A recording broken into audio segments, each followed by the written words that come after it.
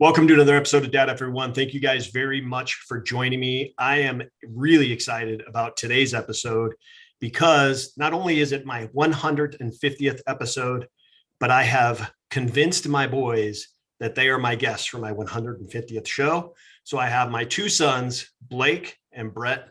Thank you guys very much for joining me on Dad Up.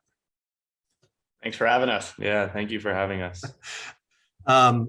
Listen, guys, I was really, I was telling Mom, I was kind of nervous to do this because I've never interviewed you guys before, but I'm excited to kind of dive into, what it's meant in our family for not only me being your dad, but how life has been for you guys.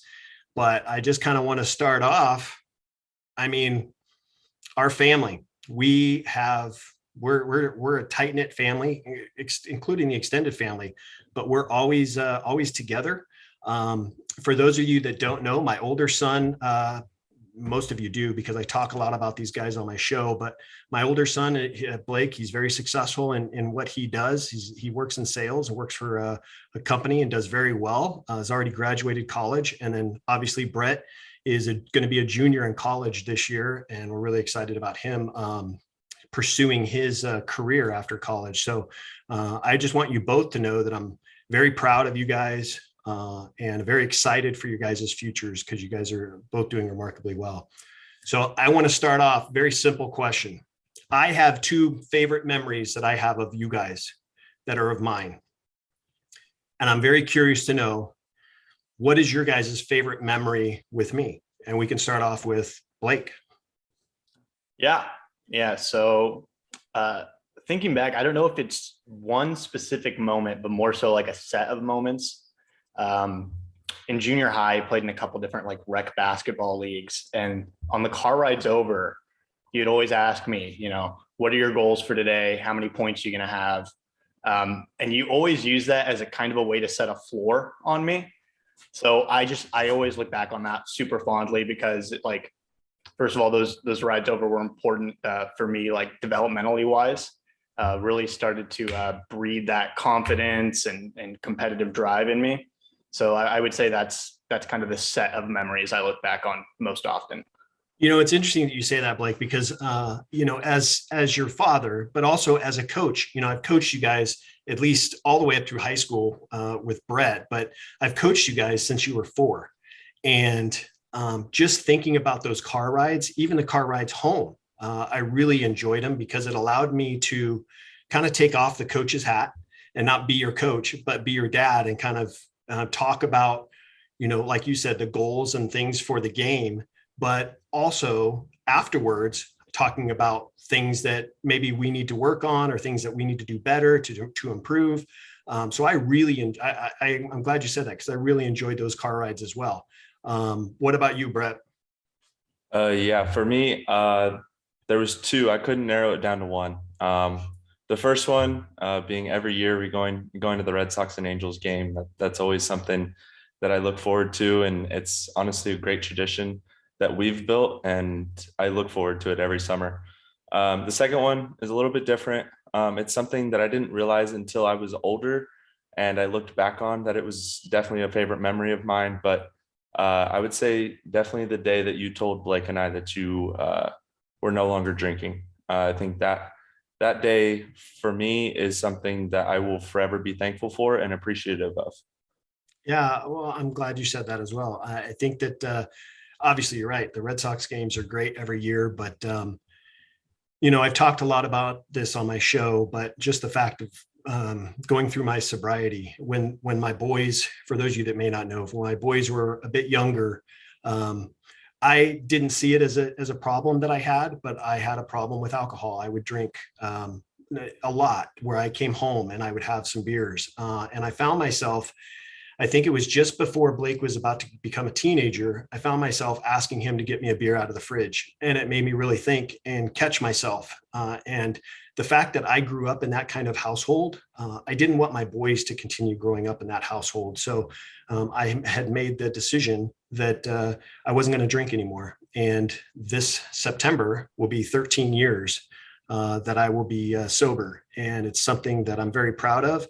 And I know that it had a dramatic effect in a good way on not only my family, but also on my boys directly. So thank you for those memories from you guys. Those mean a lot. And two of the memories that I have specifically, one for you, Blake, honestly, my favorite memory of you is, this is tough for me, because one of my favorite memories of you was the day we brought you home.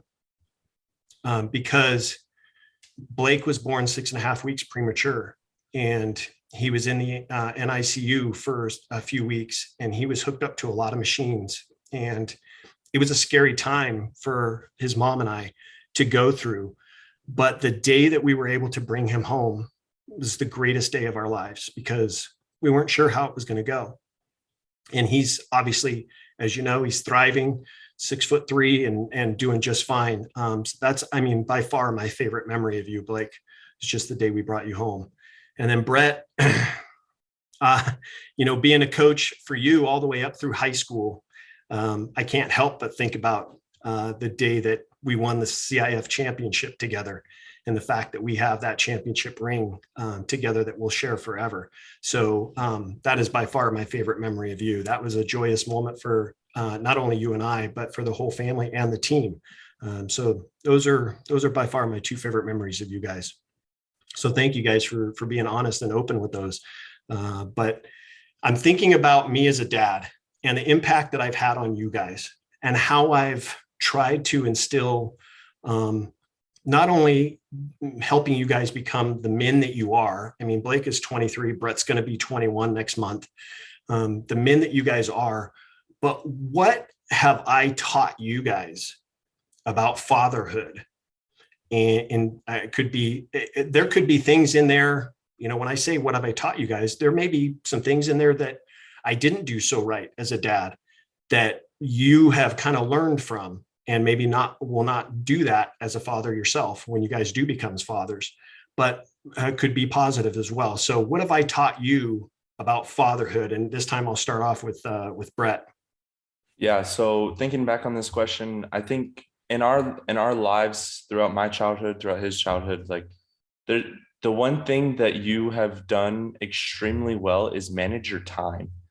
And I think that you've managed your time so well to the point where you have time for not just one person, but it's for all of us. So you'd go from work, you'd go straight to one of my practices, and then you'd come home and you'd when we were younger, obviously, read a bedtime story to Blake. You know what I mean? Like, it was spread out amongst all of us. And I think that that's something that I've strived to be good at. And I think that it's something that I'm learning from you.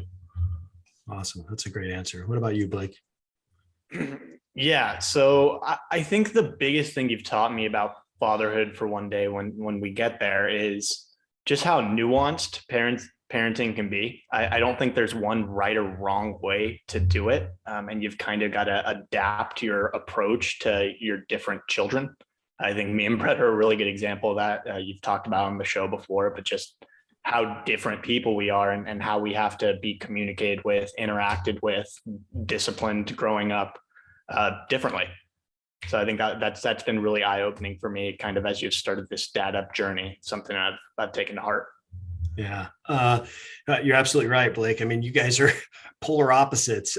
Even though you guys are, essentially, pretty good friends now. I mean, the way that you guys grew up and the things that you guys, things that you guys have, experienced, and your personal preferences and the things that are important to you could be far different than we would have even imagined. But you guys are polar opposites when it comes to your not only that, but your personalities. Your personalities are different as well. But yeah, I agree with both of you in those. I think that, Brett, you talking about time. It's something that it's very difficult for a parent. And I know we've had this discussion before, but it's very difficult for parents to manage everything that they're doing, from their careers to trying to raise a family, and not only trying to raise a family, but trying to be trying to devote as much time as you can for your family. And a lot of it does come down to scheduling. And I do talk about it a lot on my show as far as scheduling. You got to schedule time with your family, make plans and make things happen when they come up. So those are both really good answers. Thank you guys for those. What do you think it takes to be a professional parent, or not a professional, a successful parent? What do you think it takes to be a successful parent? I don't know if I had to sum it up in one word, I would say probably humility. And I think you and mom both do a great job of displaying this, is just being able to acknowledge like when you're wrong or when you don't have all the right answers. Something that comes to mind about you and mom is just, I can come to you guys with any problem I have.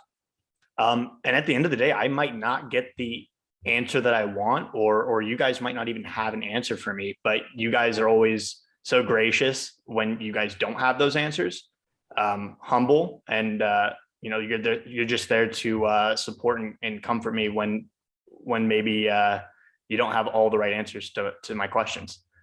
Yeah, it's interesting that you say that, Blake, because one of the things that I've had to learn, and parents, you guys may be learning this as you go through when you're raising your kids, but one of the things that I had to learn as a dad is how to be humble and how to admit mistakes. I had to be honest, Blake, you might remember this, but when you were younger, I had a really hard time admitting when I was wrong. It was my way or the highway kind of approach. And I knew that wasn't working. And actually, mom was a really good support system for me in kind of changing my ways on how I parented and how I, gave you instruction or talked to you. Because that was something that I really struggled with. So yes, that's something and to be honest, I'm still learning how to do that today. I'm glad that you said that we show you a lot of that, but I still make mistakes on that today. And it's an ongoing process. And I've always made it clear to my boys, and I hope parents that you're doing this with your kids, but I've always made it clear to my boys that I don't care what it is that you may have done right or wrong, or that you're uncomfortable about. We want you both to know, and I know you guys know this, but we wanted you both to know that you can always come to us and talk to us. We may not approve of it. We may be disappointed. Those are all natural reactions. But just the fact of telling you guys, hey, we're here for you. As I said on my show before, we're on your team. And we'll be your support system. Even if it's something that you've done wrong or you're unsure about, we want you to always be able to come and talk to us. And even though my boys are both adults now, we still have conversations. They still come and ask me my opinion on things, or their mother, her opinion on things. And that's just proof right there that through the years as they were growing up, that they understood that level of communication was open, and that our home was considered a safe space that they could come and share and talk with us.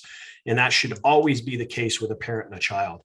How about you, Brett? What do you think it takes to be a successful parent? I narrowed it down to 4 words.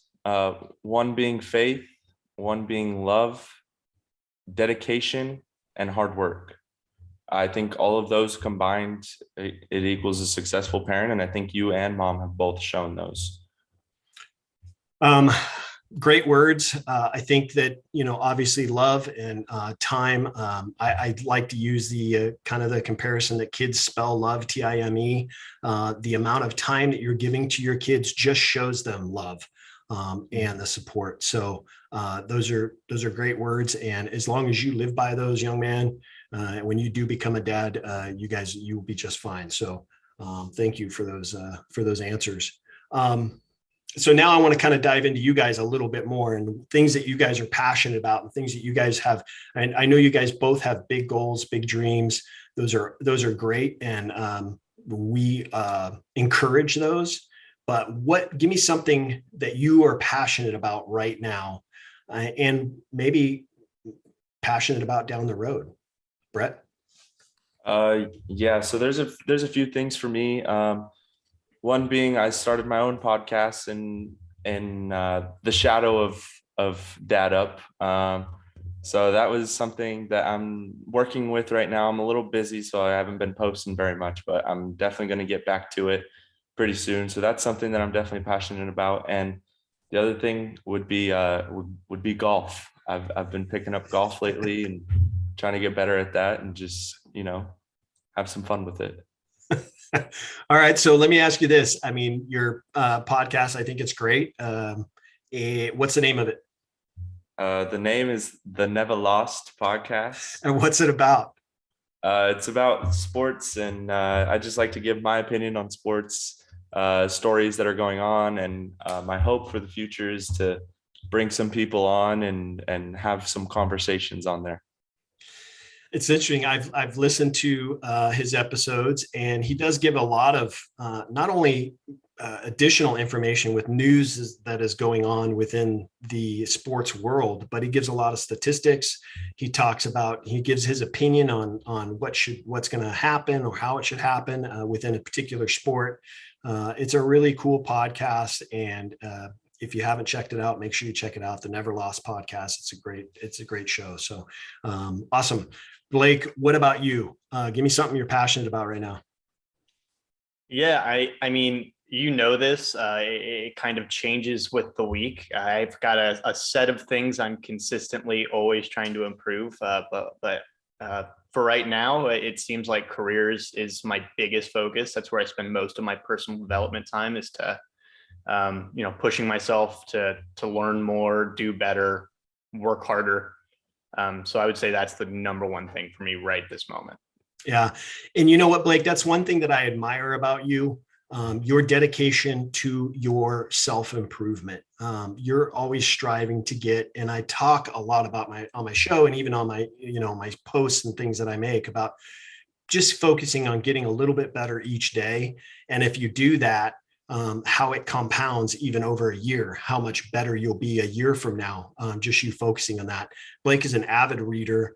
He's very good about reading, self-improvement type books. Actually, both my boys are very good about writing their goals down. It's something that they both work on. But Blake, yeah, I admire that a lot about you. The fact that you really strive to work on yourself as a person and how you can improve you. And as long as you continue to work on that, imagine where you'll be 5 years from now, and you're only 23. So it's remarkable. It's not a lot of 23-year-olds out there that are really focusing on trying to get themselves better every single day. There really isn't. They're working on how can they get to the next party, that kind of stuff. So the fact that you're doing those things, I'm really proud of you, buddy. Appreciate that. All right. So goals and dreams you guys have. I know that, I just mentioned it. You guys do have goals. You guys do have dreams, but you guys are already adults. But Brett, you're going to be a junior in college. Obviously, one of the big goals for you, I know, is to get out of college, graduate college. But you got some goals and dreams of yours. And Blake, the fact that you're working on your self-improvement, things like that, obviously, I know you have big goals and dreams. So I'm curious to know, just for my listeners, some goals and dreams that you guys have right now that you're shooting for. Yeah, I can rifle off a few for you here. So, as I touched on before, I'm always trying to improve, the different areas of my life and trying to work on those things kind of synergistically. So I would say, I'd like to own a home by 25. I've got different numbers in the gym that I'm always striving for. But when I think about, what's one way I could really kind of tie all these goals together, kind of put them under one umbrella, it's I want to become the man that my family can admire and be proud of. And I think by working all of those little individual goals, I think that's ultimately what's going to push me closer to that. Well, that's great. And I do see that in you. And I want you to know, just kind of speaking candidly here, I'm always proud of you. I always am. And, but I know the fact that you're constantly working on yourselves. This kid, just give you guys an idea, this kid is in the gym every single day. And if he could, he'd probably go twice a day. He works a lot on his body and his appearance and how he's taking care of himself. So he's constantly in the gym, constantly trying, and that's just another area that he's working on his self-improvement. But I know he has a lot of big goals. We're constantly talking about different houses he can buy. I know that he's had a goal of trying to buy a rental property that he could rent out eventually and probably get into some sort of rental business where he has having a real estate investment portfolio one day. But he's working on all these things, and it's so fantastic because at your age, I wasn't doing those things, and I wish I would have. So I'm super proud of you, buddy. How about you, Brett? Goals and dreams yours? Well, right now I'm only a junior in college, so I'm kind of focused on career, my career goals. But my part of my move to Grand Canyon University is their internship program and the internships that they can help with. And that first one being working in the Phoenix Suns organization. I think that's always been a dream of mine. And I think that now that it's actually like starting to get put into reality, I think it's making me want to work even harder to get there and secure that. But I also I want a family by 30 probably. 35. Ask me that 10 years ago, I probably would have said by 20, but I'm a little different now. So yeah, but we're just gonna keep going, keep growing every day and just trying to be better. Yeah. Obviously, the goal that your mom and I have for you is to get out of college. We want you to graduate with that degree, right? But you do have this goal of working in the Phoenix Suns organization, and something that he's already begun to work on. He's already had interviews with them, which is awesome. The fact that they're already looking at him, and he's just about to be a junior in college, so they're already talking to him.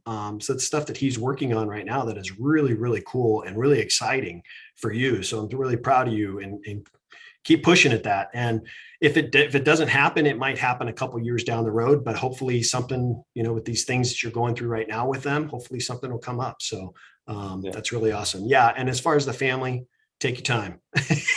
you got plenty of time. So that's awesome. All right. So when I think about this last question, I have a couple people in mind that I already know that you guys are going to say, but besides me, who has been the biggest influence in your lives?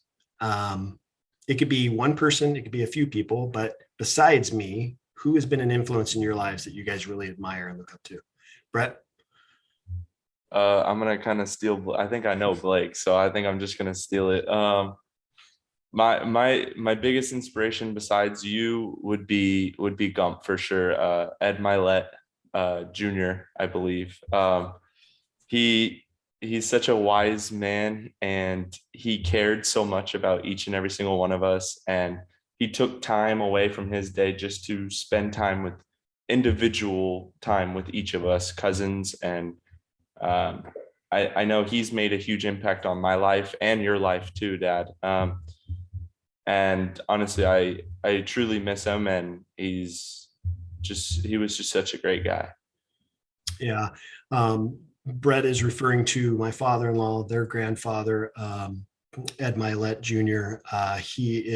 He's since passed away, but his legacy continues on because he was such an important role model, not only to his family, meaning his wife and his 3 kids, but he was such an important role model to all of his grandkids, all 9 of them. You're right, Brett. He took the time out of his day to not only show up at different events, he could have different grandchildren playing in different sports, and he would always try to make sure he was there, even if it was for part of the time that he was there. And I mean, you're absolutely right. He was a huge impact in my life, and was a very important person to me as well. So, Blake, what about you? Yeah. I wanted to preface this with, you said besides you, but I think we should lump Mom in with you, because you guys are very much a yin and yang type of arrangement. Yeah. So obviously mom is very, very high up on that list. But yeah, I would echo that Gump is the most impactful for sure. And one thing Gump taught me, especially as I got a little bit older, I was starting to look ahead of college, figure out what I'd do with my life. And he enforced the importance of having good people around you, good mentors. And our family just happens to be full of them. As an extension of Gump, I would say that, you, Uncle Eddie, Uncle Christopher, even Dub in interesting ways, all very impactful mentors in my life. Yeah, I agree with you. Just for you, my listeners, they keep referring to him as Gump, and that's just what the grandkids called Ed, my father-in-law. They called him Gump. So, but yeah, I agree with you. Your mother has a huge role model or person that I admire and respect. She has taught me a lot. Your mom has taught me a lot about parenting and about being a dad. She's my ride or die. I mean, we are hand in hand when it comes to parenting, and she has taught me a lot. But you're right. There's other guys in there. You're talking about, your grandfather, and then your uncles for sure are huge role models to you guys. So you guys do have a lot of good people around you, a support system around you. So I agree with those answers. Those are great answers, guys. Those are great answers. Well, let me tell you guys this before we close up. I just wanted to run through those questions with you guys real fast because I was really dying to know, and I wanted my listeners to kind of know. But I want you guys both to know that regardless of things that may come up where, we're not clicking on the same page one day. Those times happen. We live in a house together pretty much 24/7. So those things are going to happen. But I want you both to know that your mom and I are super proud of you guys. You guys are doing remarkably well. And though we have done our job as parents in raising two young men that are, that have the ability to be independent and have the ability to thrive on their own, have the ability to accomplish their goals and dreams. You guys have those qualities. And I know I speak for your mom in saying that we are both very, very proud of you. And I am super proud of you as your dad. I am super proud of you and who you guys are. And I talk about you guys constantly talking about you guys because I admire you guys and I'm proud of you guys. And I want you both to know that. And not only that, but I want you to know that I am very, very honored that you guys came on the show to share your experiences, not only in your lives, but also your experiences with me as your dad. So I'm very honored that you guys took the time out of your day to come on the show. I know we're on two separate screens here, but they're actually right in the other room.